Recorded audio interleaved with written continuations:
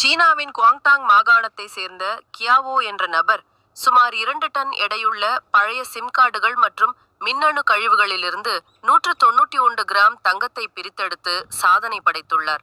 பல்வேறு ரசாயன சுத்திகரிப்பு முறைகளை கையாண்டு அவர் கண்டெடுத்த இந்த தங்கத்தின் மதிப்பு இந்திய சுமார் 26 லட்சம் ரூபாய் ஆகும்.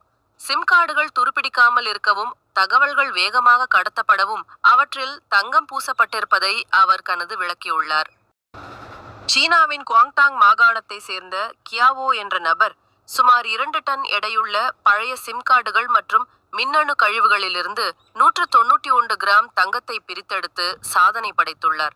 பல்வேறு ரசாயன சுத்திகரிப்பு முறைகளை கையாண்டு அவர் கண்டெடுத்த இந்த தங்கத்தின் மதிப்பு இந்திய சுமார் 26 லட்சம் ரூபாய் ஆகும்.